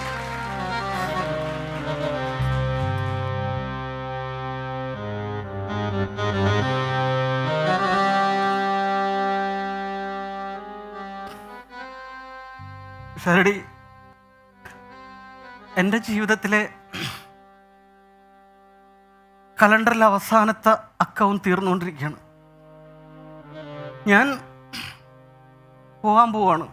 എവിടെ? ഇത് മോണോ ആക്ട് ആണോ, മിമിക്രി ആണോ, ലളിതഗാനമാണോ? ഇത് എന്താണ് ഈ ഐറ്റം എന്ന് പറയാണ്ട് നമ്മൾ എങ്ങനെ ആസ്വദിക്കും? ഷരടി, കേശവ മാമ, ഷരടി, കേശവ മാമ, ഷരടി, കേശവ മാമ,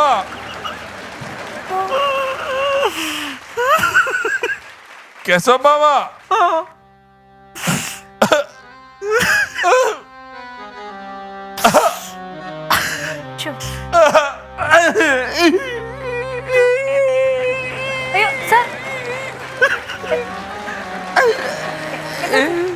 ഇന്നസെന്റ് ആയിട്ട് എന്തിനാ കരയുന്നത്? ഞാൻ കരയണത് വേറെ ഒന്നും ഉണ്ടില്ല. അല്ല, ഞാനും ഇതിൽ പെട്ട ഒരാളാണല്ലോ. ഇത് വെറുതെ കാശ് മേടിക്കാൻ വേണ്ടി വന്നിരിക്കുകയാണെന്ന് ആൾക്കാർക്ക് തോന്നാൻ പാടില്ല. ഞാനും കൂടെ ആക്ടിങ് കൊടുത്തതാണ്. എന്താ പറഞ്ഞു? ഞാൻ ഈ ഫ്ലോർ വിട്ട് പോവാ. എന്തിനാ കേശവ മാമ? എന്തിനു പോവാ? ഞാൻ ദൈവത്തിന്റെ അടുത്തേക്ക് പോവാ. അയ്യോ, അങ്ങനെ പറയല്ലേ. ഇന്നസെന്റേട്ടാ, എൻ്റെ ജീവിതത്തിന്റെ ഏടുകളെല്ലാം ഞാനൊരു വെള്ളപ്പേപ്പറിൽ 5-8 വെള്ളപ്പേപ്പറിൽ എഴുതി പിഷാരയുടെ മേക്കപ്പ് ബോക്സിന്റെ അടിയിൽ വെച്ചിട്ടുണ്ട്. നന്ദിയുണ്ട് കേശവ മാമ. എനിക്ക് ടിഷ്യൂ പേപ്പർ മേടിക്കാൻ പൈസ ഇല്ലാതിരിക്കായിരുന്നു. ഞാൻ ഈ ഫ്ലോർ വിട്ട് പോവാ. ആ സന്തോഷം ഉള്ളിൽ വെച്ചോണ്ട് എന്ത് പാടുവിട്ടാ ഞാൻ കരയുന്നതെന്നറിയും. ഞാൻ ഇനി എന്തായാലും ദൈവത്തിന്റെ അടുത്തേക്ക് പോവാ. ദൈവമേ, നിന്നെ നീ തന്നെ കാത്തോണേ. ഞാനോടെ നമ്മുടെ അവസാന കൂടിച്ചേരലാണ്. അതെ, ഒരു കാര്യം പറയാണ്ട്. ദൈവത്തിന്റെ അടുക്കലേക്ക് പോവല്ലേ, ഇങ്ങനെ കെട്ടിപ്പിടിച്ച് യാത്ര പറഞ്ഞ കണ്ടപ്പോഴേ എനിക്കും ഒന്ന് യാത്ര പറഞ്ഞു പോയാ കൊള്ളാന്നുണ്ട്. പെരകത്തുമ്പോ വാഴ വെട്ടല്ലേ? എന്താ പുര കത്തുമ്പോ വാഴ വെട്ടല്ലേ? വാഴ അതിന്റെ അടിയിൽ കൊണ്ട് നട്ടട്ടല്ലേ ഇത് വെട്ടിയത്. വേറെ എത്ര സ്ഥലം ഉണ്ടായിരുന്നു? ശരടി, എന്തോ ഞാൻ ഈ ഫ്ലോറിൽ നിന്ന് പോയാലും എൻ്റെ 3 മക്കളെ ഞാൻ ഈ ഫ്ലോറിലേക്ക് വിടും. അവരിവിടെ നാടും പാടും പാട്ട് പൊളിഞ്ഞ ഈ ഫ്ലോർ വിട്ടോടും. ദൈവമേ, എരുതിന്ന് വറചട്ടിയിലോട്ടാണല്ലോ ഈ പരിപാടി പോയിക്കൊണ്ടിരിക്കുന്നത്. ശരടി, എന്താ എൻ്റെ തെറ്റുകളെല്ലാം ഞാനൊന്ന് ഏറ്റു പറഞ്ഞോട്ടെ. 1 മണിക്കൂറിന്റെ എപ്പിസോഡേ ഉള്ളൂ. അതിന്റെ പകുതി കഴിയുമ്പോൾ തന്നെ 1.5 ദിവസം വേണ്ടി വരും. തെറ്റ് പറയണ്ട, ഞങ്ങൾക്ക് അറിയാം. ശരികളൊന്നും ചെയ്തിട്ടില്ല എന്നുള്ളത് ഞങ്ങൾക്ക് അറിയാം. തെറ്റായിട്ട് പറയാൻ നിൽക്കണ്ട. ഇനി എൻ്റെ സമയമായി. ഞാൻ ഇവിടെ നിൽക്കുന്നില്ല. പോട്ടെ മോളെ. രമേശ് ശരടി, പോട്ടെ. ആയിക്കോട്ടെ.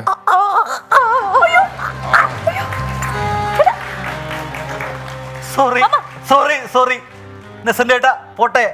ആ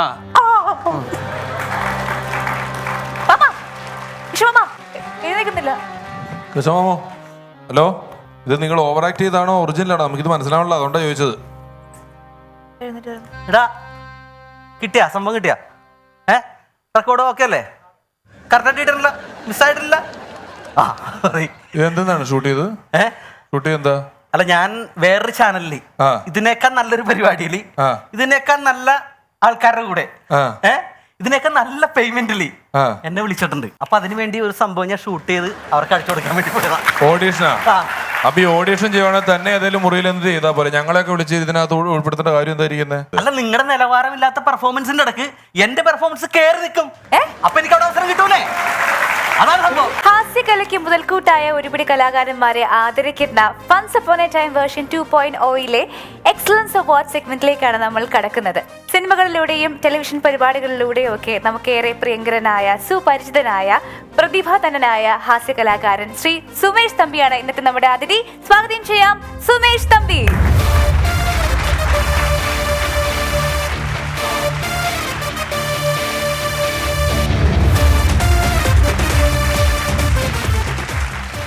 ഓക്കെ സുമേഷ് ചേട്ടാ, സ്വാഗതം. എന്താ പറയാ, മലയാള ടെലിവിഷൻ പ്രേക്ഷകർക്കൊക്കെ ഒരുപാട് അറിയാവുന്ന പരിചിതമായ ഒരു ഫേസ് ആണ്, കലാകാരനാണ്, ഇഷ്ടമുള്ള ഒരു ആർട്ടിസ്റ്റ് ആണ് രമേശ് ചേട്ടാ. സുമേഷ് വർഷങ്ങളായിട്ട് എനിക്ക് അറിയാവുന്ന ആളാണ്. സുമേഷ് പെട്ടെന്ന് എനിക്ക് ഓർമ്മ വരുന്ന അണ്ണൻ തമ്പി എന്ന് പറയുന്ന സിനിമയില് ഭീമസേനായിട്ട്, ഭീമസേനല്ലേ, വലിയ ഗതയൊക്കെ ആയിട്ട് സലീമേട്ടനുമായിട്ടുള്ള കോമ്പിനേഷൻ വേഷങ്ങൾ അഭിനയിച്ചു. പഞ്ചവർണ്ണ തത്തയില് ആനപ്പുറത്തുനിന്ന് ആനയ്ക്ക് വെച്ച മയക്കുവെടി ശരീരത്തിൽ കൊണ്ട് തലയിറങ്ങി വീഴുന്ന ആള് സുമേഷ് തമ്പിയാണ്. ഒരുപാട് സ്റ്റേജുകളിലും പ്രോഗ്രാമുകളും ചെയ്തിട്ടുള്ള ഒരാളാണ് സുമേഷ് മിമിക്രി ആർട്ടിസ്റ്റ് ആണെങ്കിലും സുമേഷ് ഈ കലയോടുള്ള ഒരു ആഭിമുഖ്യം കൂടി കലാകാരനാകാനുള്ള വഴിയുണ്ടല്ലോ, അത് വളരെ രസമുള്ളൊരു കഥയാണ്. എന്താ വെച്ചാല് സുമേഷിന്റെ വീടിന്റെ അടുത്താണ് മച്ചാൻ വർഗീസ് ചേട്ടന്റെ വീട്. മച്ചാൻ വർഗീസ് ചേട്ടന് സിനിമയിലേക്ക് വരുന്ന എല്ലാ വിളികളും സുമേഷിന്റെ വീട്ടിലാണ് കോള് വരുന്നത്. PP നമ്പർ സുമേഷിന്റെ ലാൻഡ് ഫോണിൽ കോള് വിളിച്ചിട്ടാണ് ആ മച്ചാൻ വർഗീസിനെ ഒന്ന് കിട്ടുമെന്ന് ചോദിക്കുക. അപ്പം വിളിക്കാൻ ഓടുന്നത് സുമേഷാണ്. അപ്പൊ വർഗീസ് ചേട്ടന് വരുന്ന കോളുകൾ എടുക്കുമ്പോ ഇടയ്ക്ക് സുമേഷ് തമ്പി ഒന്ന് ഇടപെടും അതിനകത്ത്. വിളിക്കാം, പക്ഷെ എന്താ വേഷമൊന്നു പറഞ്ഞാൽ എന്നെയും കൂടെ അതിനകത്തൊന്ന് ഉൾപ്പെടുത്തിയാന്ന് പറഞ്ഞിട്ട് അങ്ങനെ ചെറുതായിട്ട് ചെയ്യും. പിന്നെ ആ വിളി കാരണം മച്ചാൻ ചേട്ടന് സുമേഷിനെ ഭയങ്കര ഇഷ്ടമായിട്ട് മച്ചാൻ ചേട്ടൻ ഉദ്ഘാടനത്തിന് പോകുമ്പോഴും ഷൂട്ടിങ്ങിന് പോകുമ്പോഴും ഒക്കെ സുമേഷിനെ കൂട്ടിക്കൊണ്ടു. അല്ലേ സുമേഷ് പറഞ്ഞ ഞാൻ ഇതൊക്കെ പറഞ്ഞോണ്ടിരിക്കുന്നത് ആ കഥകള് ഒരു ഓർമ്മകൾ അല്ലേ? അതെ അതെ അതെ. അത് ഇത് നമുക്ക് മിമിക്രിയോടൊക്കെ ഭയങ്കര ഇഷ്ടമാണ്. അപ്പൊ വേറെ എങ്ങനെ പോകണമെന്നറിയില്ല. അപ്പോഴാണ് വറീസൺ അവിടെ ഒരു കൊച്ചിൻ ഹരിശ്രീയിലെ ആർട്ടിസ്റ്റാണ്. അപ്പൊ അങ്ങനെ ഒരു മിമിക്രി ആർട്ടിസ്റ്റ് ഇവിടെ ഒന്ന് താമസിക്കേണ്ടെന്ന് പറഞ്ഞാൽ അങ്ങനെ പരിചയപ്പെട്ടിട്ടാണ് ഈ സംഭവങ്ങൾ. പിന്നെ വറീസന്റെ കൂടെ എപ്പോഴും പോകും. പിന്നെ ആർട്ടിസ്റ്റുകളൊക്കെ അതിൽ വരുമ്പോൾ വീട്ടിൽ വരും. അങ്ങനെ നല്ല സൗഹൃദങ്ങളായിരുന്നു. അവിടെ നിന്ന് തുടങ്ങണം. എത്ര വർഷമായി സുമേഷ്? വർഷങ്ങളിപ്പോ കുറച്ച് കാലങ്ങളായി. നമ്മൾ സമകാലീനരാണ്.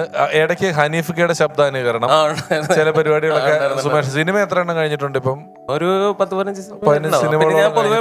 പൊതുവെ മടിയനാണ്, നമ്മൾ വിളിച്ച് കൊണ്ടുപോയ. ചേട്ടന്റെ കരിയറിലെ വഴിത്തിരിവായ കാര്യം അല്ലെങ്കിൽ പ്രോഗ്രാം അല്ലെങ്കിൽ ചിത്രം ഏതായിരുന്നു? അങ്ങനെ പറയാനൊന്നുമില്ല. നമ്മള് രസികരാജ എന്നുള്ള പ്രോഗ്രാമിലാണ് ശരിക്കും പറഞ്ഞ തുടങ്ങണത്. അപ്പൊ ഞാനും ബിനോടിമാലിയായിരുന്നു, ഞങ്ങൾ ടീമായിട്ടായിരുന്നു. അങ്ങനെ പിന്നെ പ്രോഗ്രാം കോർഡിനേഷനിലേക്കായി കൂടുതലും ശ്രദ്ധകള്. അപ്പൊ ഞങ്ങൾ ഒരുമിച്ച് ഒരുപാട് ഷോകൾ ചെയ്തിട്ടുണ്ട്, വിദേശ പരിപാടികളൊക്കെ ചെയ്തിട്ടുണ്ട്. ഇദ്ദേഹം പറഞ്ഞ പോലെ ഈ സിനിമയിൽ അഭിനയിക്കണം എന്നുള്ള താല്പര്യം അല്ലെങ്കിൽ വേറെ എന്തെങ്കിലും ഒരു താല്പര്യം വന്നു കഴിഞ്ഞാല് നമ്മള് അവർ പറയുന്ന, അതായത് പിഷാരടി പറയുന്ന തമാശ വലിയ തമാശ ഇല്ലെങ്കിലും ചിരിച്ചു കാണിക്കും ഇവര്. നിർബന്ധിതനാവും ചിരിച്ചില്ലെങ്കിൽ നമ്മുടെ മനസ്സിലുണ്ട് ശരിയാക്കി തരാടാ, നിനക്ക് സിനിമയിൽ അഭിനയിക്കണല്ലേ, അങ്ങനെ ഒരു സാധനം നമ്മുടെ ഉള്ളിലും കയറും. അപ്പൊ അയാൾ ഒരു കാര്യമില്ലാണ്ട് വെറുതെ ചിരിക്കും. ഇതൊക്കെ എനിക്ക് എൻ്റെ ജീവിതത്തിൽ അനുഭവപ്പെട്ടിട്ടുള്ള കാര്യങ്ങളാണ്. അതുപോലെ തന്നെ ഈ സംവിധായകന്മാര് അവരെ സന്തോഷിപ്പിക്കാൻ വേണ്ടിയിട്ട് പല കാര്യങ്ങളും ഞാൻ ചെറിയ റോളുകളൊക്കെ ആഗ്രഹിച്ചിരുന്ന കാലത്ത് ഈ കുട്ടികളൊക്കെ ഒന്ന് കേൾക്കാൻ വേണ്ടി പറയാണ്. അതായത് സൂര്യദാഹം എന്ന് പറഞ്ഞൊരു സിനിമ ഇതിൽ അടിച്ചു നോക്കിയാൽ അറിയാം. ഏതാണ്ട് 40 കൊല്ലം മുമ്പുള്ള സിനിമയാണ്. 40-45 കൊല്ലം മുമ്പുള്ളതാണ് അപ്പോൾ ഞാൻ ബിനി ടൂറിസ്റ്റ് ഹോമിലാണ് താമസിക്കുന്നത് തൃശ്ശൂര്. അവിടെ ഈ തുടയ്ക്കാനൊക്കെ ആയിട്ടൊരു വയസ്സായ അമ്മൂമ്മ വരും. അപ്പൊ ആ അമ്മൂമ്മ എൻ്റെ അടുക്ക് പറഞ്ഞേ, നിങ്ങളുടെ സിനിമയിലൊക്കെ എനിക്കും താഴെ മോനെ ഒന്ന് അഭിനയിക്കാൻ. അപ്പോൾ ഞാനിങ്ങനെ അത് കേട്ടു. അപ്പൊ അങ്ങനെ ഞാനും ഈ അമ്മൂമ്മയും തമ്മിലൊരു ഫ്രണ്ട്ഷിപ്പ് ഉണ്ടായി. അപ്പൊ ആ സമയത്ത് ഡയറക്ടർ മോഹൻ, അപ്പൊ അദ്ദേഹം വൈകുന്നേരം എൻ്റെ ഫ്രണ്ടാണ്, ഞങ്ങൾ ഒരുമിച്ച് ക്ലാസ്മേറ്റ്. അപ്പോൾ ഞങ്ങൾ ഒരുമിച്ച് ഇങ്ങനെ ഇരിക്കുക. അപ്പൊ മോഹൻ പറഞ്ഞു, വിധുബാലയും അതുപോലെ തന്നെ വേറൊരു സ്ത്രീയും കൂടി ഇങ്ങനെ വരും അമ്പലത്തിൽ നിന്ന്, സുകുമാരി ചേച്ചി. അപ്പൊ അവരിങ്ങനെ വരുമ്പോ അവിടെ നിന്ന് ഒരു വയസ്സായ സ്ത്രീ വരുന്നുണ്ട്. നമുക്കൊരു ഗ്രാമത്തിന്റെ മുഖമുള്ള ഒരു വയസ്സായ സ്ത്രീനെ കിട്ടണം. ഒരു ഗ്രാമത്തിന്റെ മുഖം നമ്മൾ തന്നെ ഇപ്പൊ തന്നെ ചില ആൾക്കാരെ കണ്ടു കഴിഞ്ഞാൽ, അല്ലെങ്കിൽ ചില സ്ത്രീകളെ ആയാലും കണ്ടു കഴിഞ്ഞാൽ നേപ്പാളിയാണോ എന്നൊക്കെ നമുക്ക് തോന്നും. കാരണം ആ മുഖത്തിന്റെ ഒരു നമ്മുടെ ഒരു മുഖത്തിന്റെ അനാറ്റമി ഓരോരുത്തർക്കും ഓരോ പോലെയാണ് അല്ലേ. അപ്പൊ നമുക്ക് ഒരു ഗ്രാമം കൊത്തിവെച്ച പോലെ ഇയാൾ അങ്ങനത്തെ ഒരാളാണ് മോഹൻ. അയാളുടെ സിനിമയാണ് വിട പറയും മുമ്പ് നെടുമുടി വേണു അഭിനയിച്ച് ബെസ്റ്റ് ആക്ടർ കിട്ടിയ സിനിമ. വലിയ ഡയറക്ടറാണ് അയാൾ. ഒരു ഗ്രാമത്തിന്റെ മുഖം. അപ്പൊ എന്റെ മനസ്സിൽ അത് കൊണ്ടു. കാരണം എന്താ വെച്ചാൽ എനിക്ക് മോഹന് വല്ല റോളൊക്കെ എനിക്ക് ഉണ്ടാക്കി തരാൻ വേണ്ടിയിട്ട് അയാളെ സന്തോഷിപ്പിക്കുക, ഇതൊക്കെ എൻ്റെ മനസ്സിലുള്ളത്. ഒരു ഗ്രാമത്തിന്റെ മുഖം വേണം, ഒരു അമ്പലം കൊത്തിവെച്ച പോലെ എന്നൊക്കെ പറഞ്ഞപ്പോൾ ഞാൻ മോഹൻ്റെ അടുക്ക പറഞ്ഞു, ഒരു ശരിക്കും അതേപോലെ ഒരു സ്ത്രീ ഉണ്ട്, നമുക്ക് നോക്കാം. അങ്ങനെ ഈ സ്ത്രീനെയും കൊണ്ട് നമ്മൾ ഈ ഷൂട്ടിംഗ് സ്ഥലത്തേക്ക് ചെന്നു. ഞാനിപ്പോ മോഹൻ ഇങ്ങനെ നോക്കി, കറക്റ്റാ, ഇതൊരു ഗ്രാമം കുത്തിവെച്ച പോലെയുണ്ട്, കറക്റ്റാണ്. ആ ഇന്നസെന്റ് അല്ലേ കൊണ്ടുവന്നത്, അയാൾക്കറിയാം എൻ്റെ കലയുടെ അത് എന്നൊക്കെ പറഞ്ഞിട്ട് ഇയാളിങ്ങനെ ഭയങ്കര. അപ്പൊ ഞാൻ എൻ്റെ ഉള്ളില് ഒരു അലക്കും ഞാൻ പ്രേമനസീറാവും എന്നുള്ള വിചാരം എൻ്റെ. അത് കഴിഞ്ഞിട്ട് വിധുബാലി സുകുമാരി ചേച്ചിയും കൂടി ഇവിടെ നിന്ന് അങ്ങോട്ട് പോകും. അപ്പൊ അവിടെ നിന്ന് ഈ വയസ്സായ അമ്മൂമ്മ ഒരു സഞ്ചിയൊക്കെ ആയിട്ട് ഇങ്ങോട്ട് വരും. അടുത്തെത്തുമ്പോ ഈ സുകുമാരി ചേച്ചിയോട് ഈ വയസ്സായ സ്ത്രീ, അമ്മൂമ്മ വളഞ്ഞതാ സ്ത്രീ, എവിടെ പോയിട്ടാ എന്ന് ചോദിക്കും. അപ്പൊ ഈ സുകുമാരി ചേച്ചി പറയും, അമ്പലത്തിൽ പോയിട്ടാ. പിന്നെ ഈ സ്ത്രീ ചോദിക്കും, എന്താ വിശേഷം? സുകുമാരി ചേച്ചി, ഇന്ന് വെള്ള പിറന്നാളാ. ഇത്രയേ ഉള്ളൂ ഡയലോഗ്. അങ്ങനെ റെഡി, നമുക്ക് നോക്കാം. റിഹേഴ്സൽ റെഡി, ആക്ഷൻ എന്ന് പറഞ്ഞു. വയസ്സായ സ്ത്രീ അവിടുന്ന് വരുന്നു, ഇവിടുന്ന് വരുന്നു. അടുത്തെത്തി കഴിഞ്ഞപ്പോ എവിടെ പോയിട്ടാ? അവര് പറഞ്ഞു, അമ്പലത്തിൽ പോയിട്ടാ. സുകുമാരി ചേച്ചി, എന്താ വിശേഷം? ഇന്ന് ഉള്ള പിറന്നാളാ. കറക്റ്റ്, ഒരു കുഴപ്പമില്ല. Ready, take. അങ്ങനെ സ്റ്റാർട്ട്, ക്യാമറ, ആക്ഷൻ എന്ന് പറഞ്ഞു. ഈ വയസ്സായ സ്ത്രീ ഇങ്ങനെ, അവര് അമ്പലത്തിൽ നിന്ന് വരുന്നു കേട്ടോ. വയസ്സായ സ്ത്രീ ഇങ്ങനെ ഈ സഞ്ചിയും പിടിച്ചിങ്ങനെ വന്നു. ഏതാണ്ട് അടുത്തെത്തി കഴിഞ്ഞപ്പോ ഈ സ്ത്രീ മിണ്ടണില്ല. അവര് ചോദിക്കണ്ടേ എവിടെ പോയിട്ടാണ്, അവര് മിണ്ടണില്ല. കാരണം എന്താ വെച്ചാൽ ഈ ക്ലാപ്പ് എന്ന് പറഞ്ഞിട്ടൊരു സാധനം ഉണ്ട്, അത് ഒരൊറ്റ അടി അടിച്ചോടി തലയുടെ ഉള്ളിൽ നിന്ന് ഒരു കിളി പറന്നു പോണത് നിങ്ങൾ കണ്ടില്ലേ? ക്ലാപ്പ് അത് പട്ടോ എന്ന് അടിച്ച വഴിക്ക് തലയുടെ ഉള്ളിൽ നിന്ന് ഒരു കിളി പറന്നു പോണത് ഞാൻ കണ്ടു. ഞാനപ്പോ ഇങ്ങനെ നിന്നിരുന്ന ഞാൻ ഈ കാല് ഇങ്ങനെ വെച്ച് നിന്നു. കാരണം ഇന്ന് മോഹൻ എന്നെ കൊല്ലും, എനിക്ക് പടം ഉണ്ടാവില്ല, റോളും ഉണ്ടാവില്ല. ഈ അമ്മൂമ്മ പറഞ്ഞതാ, എനിക്കൊരു ഇത് താടാന്ന് പറഞ്ഞിട്ട് ചെയ്തത്. അങ്ങനെ എവിടെ പോയിട്ടാന്ന് മിണ്ടാതായപ്പോ നമുക്ക് ചില നമ്മൾ തന്നെ സ്റ്റേജിൽ ചെയ്യേണ്ട ചില മര്യാദകള്, അതൊക്കെ ഒരു ആക്ടർ എന്ന് പറഞ്ഞു. സുകുമാരി ചേച്ചി പറഞ്ഞു ഉടനെ, എന്താ ഇങ്ങനെ സൂക്ഷിച്ച് നോക്കണേ? അപ്പോഴും അവരൊന്നും മിണ്ടണില്ല. ആര്? ഈ തവണ ഞങ്ങൾ അമ്പലത്തിൽ പോയിട്ടാ, അപ്പോഴും ഇവരൊന്നും മിണ്ടണില്ല. അപ്പോ സുകുമാരി ചേച്ചി, ഈ കുട്ടിയുടെ പിറന്നാളാണെന്നേ എന്ന് പറഞ്ഞിട്ട് അതിൽ നിന്ന് രക്ഷപ്പെടുത്തി. ആര്? സുമൻ. എന്നിട്ട് നടക്കുമ്പോ ഈ തള്ള എന്തോ ഓർത്തിട്ട് കിളി പോയില്ല. എന്താ വിശേഷം? അതോടുകൂടി ഇതെവിടെയാണ്, എന്താ പറയണ്ടേ, എവിടെ പോയിട്ടാ, അത് എല്ലാം പോയി. ഞാൻ അവിടെ നിന്ന് ഒരു ഓട്ടോ ഓടിയിട്ടുണ്ട്. മോഹൻ പറഞ്ഞു, അവനെ പിടിക്ക്, അവൻ എവിടെയോ പോയിട്ടുണ്ട്, അവൻ നശിപ്പിക്കാൻ വേണ്ടി കൊണ്ടുവന്നതാണ്. പിന്നെ എന്നെ കാണുമ്പോ പലരും എന്നെ വിളിക്കും, എന്താ വിശേഷം? ഈ ക്ലാപ്പ് അടിക്കുമ്പോ കിളി പോകുന്നതേ ഈ അഴകിയ രാവണനിൽ തോന്നക്കൽ പഞ്ചായത്തിൽ അരി വെറുക്കുന്നതിനകത്ത് ഈ ക്ലാപ്പ് അടിയാണ് കട്ടോണ്ട് വന്നേക്കുന്നത്. കറക്റ്റ്. അതാണ് നമ്മൾ നമ്മുടെ ജീവിതത്തിൽ ഉണ്ടായിട്ടുള്ള ഒരുപാട് കാര്യങ്ങൾ ഞാൻ അഭിനയിക്കുന്ന സിനിമകളിൽ നമ്മൾ അവരോട് പറയും. നമുക്ക് സിനിമ ഡയറക്റ്റ് ചെയ്യാൻ അറിയും, ചെയ്യാൻ അത് ചെയ്യും. അതറിയില്ല, പക്ഷെ അവർ ചോദിക്കും ഇത് എങ്ങനെ നമുക്ക് ഇതിന് വല്ലതുണ്ടോ, ഉടനെ നമ്മൾ കൊടുക്കും. നമ്മുടെ വീട്ടിലുണ്ട് നിറയെ കോമഡി ഈ ജാതി. അപ്പോൾ നമ്മളത് പറയും, അവർ പറയും ഇത് ചെയ്തോളൂ എന്ന് പറയും. Super super. എന്തായാലും സുമേഷിന് ഒരു ബോൺ പെർഫോമർ ആണ്. നമുക്ക് വേണ്ടി എന്തെങ്കിലും ഒരു സ്പെഷ്യൽ പെർഫോമൻസ് എനിക്ക് കാണാൻ ആഗ്രഹമുണ്ട്, കാണിക്കില്ലേ? അല്ല, ഞാൻ കൂടുതൽ സ്കിറ്റുകളാണ് ചെയ്യണത്. പിന്നെ ഇവിടെ അങ്ങനെ ചെയ്താൽ മതി, വലിയ പ്രശ്നങ്ങളില്ല. ഓക്കെ, അപ്പൊ കൊച്ചിനിഫിക്കയുടെ ശബ്ദം ഒന്ന് ചെയ്യാം. പിള്ളച്ച പിള്ളേര് കടി കടിച്ചു തുറന്നില്ലേ? എത്താണ് കടിച്ചത്? ഇന്നവർ പിന്നാപ്പുറം കടിച്ച്, നാളെ ഉപ്പറ കടിച്ച നമ്മളെത്തി. ഞാനത് തിരുവനന്തപുരത്തേക്ക് വിളിച്ചു വെക്കട്ടെ. സേതുക്കാരുടെ പിള്ളേർക്ക് കള്ളുപിടിക്ക കാശാ. സൂപ്പർ സൂപ്പർ, അടിപൊളിയായി. സുമേഷ് സ്കിറ്റ് പെർഫോം ചെയ്യുന്ന ആളാണ്, ഓൾമോസ്റ്റ് ആക്ടറാണ്. മിമിക്രി ആർട്ടിസ്റ്റ് എന്ന് പറയുന്നതിനേക്കാളും സുമേഷ് ഒക്കെ കുറച്ചുകൂടെ ബെറ്റർ ആയിട്ട് പറയുന്ന ആക്ടറാണ്. ഇതുപോലെ തന്നെ ഒരു ദിവസം ഞങ്ങൾ അടപ്പള്ളിയിൽ നിന്ന് സംസാരിച്ചുകൊണ്ടിരിക്കുമ്പോഴാണ് പഞ്ചവർണ്ണ തത്തയുടെ സ്ക്രിപ്റ്റ് വർക്ക് നടക്കണം അല്ലേ? അതെ. എനിക്ക് പറ്റിയ വേഷം എന്തെങ്കിലും ഉണ്ടോന്ന് ചോദിച്ചു. കുറച്ച് കഴിഞ്ഞ വിഷയം ചോദിച്ചു, നീ ആനപ്പുറത്ത് കയറുമെന്ന് ചോദിച്ചു. പിന്നെ ഞാൻ ആനപ്പുറത്ത് കയറി, ഞാൻ കയറിയിട്ട് പോലുമില്ല.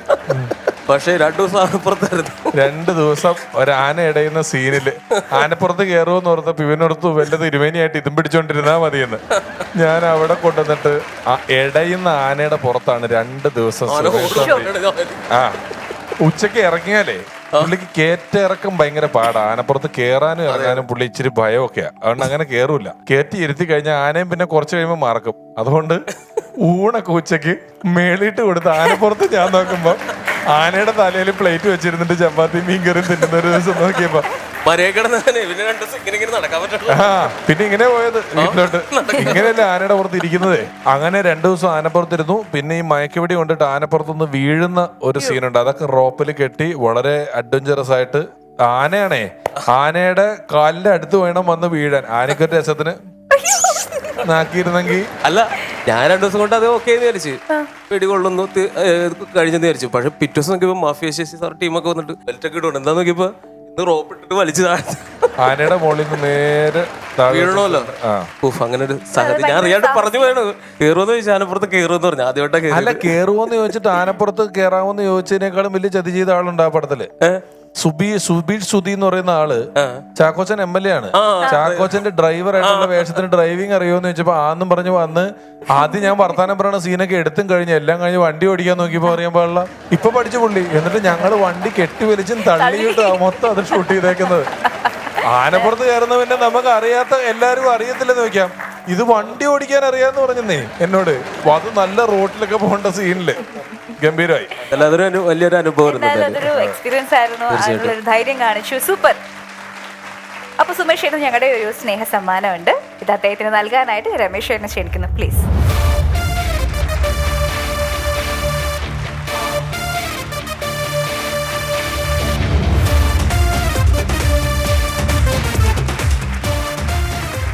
ശ്രീ സുമേഷ് തമ്പി. അദ്ദേഹം വർഷങ്ങളായിട്ടുള്ള വ്യക്തിപരമായി എനിക്ക് സൗഹൃദമുള്ളതും കലാലോകത്തിന് വളരെ ചിരപരിചിതനുമായിട്ടുള്ള ഒരു കലാകാരനാണ്. സുമേഷ് തമ്പി എന്ന് പറയുന്ന പ്രതിഭയുടെ കലാപ്രകടനങ്ങൾ മാത്രമല്ല, നമ്മൾ ഒരിക്കൽ പരിചയപ്പെട്ടാൽ എന്നും ഓർമ്മിക്കുന്ന, അല്ലെങ്കിൽ കാലങ്ങളോളം ആ സൗഹൃദം നിലനിർത്തണമെന്ന് ആഗ്രഹിക്കുന്ന തരത്തിലുള്ള വ്യക്തിത്വത്തിനുടമയാണ് സുമേഷ് തമ്പി എന്ന് പറയുന്ന ഈ കലാകാരൻ.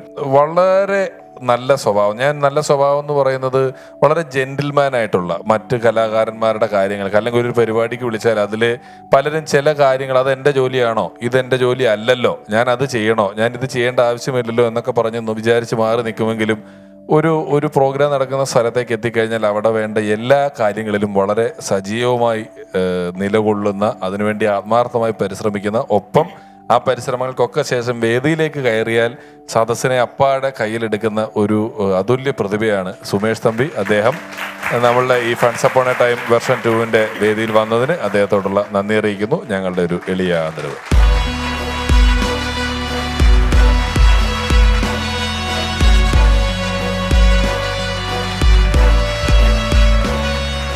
മനോഹരമായ 2 പെർഫോമൻസുകൾ നമ്മൾ കണ്ടിരിക്കുകയാണ്. ഇവരിൽ ആരാണ് ബെസ്റ്റ് പെർഫോമർ എന്ന് തിരഞ്ഞെടുക്കണം.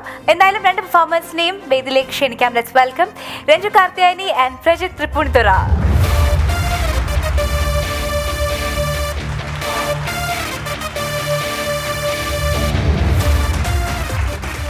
രണ്ട് മികച്ച പ്രതിഭകൾ, 2 പ്രദേശങ്ങളിൽ നിന്നുള്ള തമാശകളുമായിട്ടാണ് നമ്മൾ ഇന്നത്തെ എപ്പിസോഡിൽ എത്തിയിട്ടുള്ളത്. രണ്ടുപേരുടെയും പ്രകടനങ്ങൾ മികച്ചതായിരുന്നുവെങ്കിലും കുറച്ചും കൂടെ കൃത്യമായ അളവിൽ നമുക്ക് വേണ്ടി തമാശകൾ വിളമ്പിയത് ഇന്നത്തെ എപ്പിസോഡിൽ രഞ്ജു കാർത്തിയായനിയാണ്. അദ്ദേഹത്തെ ബെസ്റ്റ് പെർഫോമറായി തെരഞ്ഞെടുക്കുന്നത്.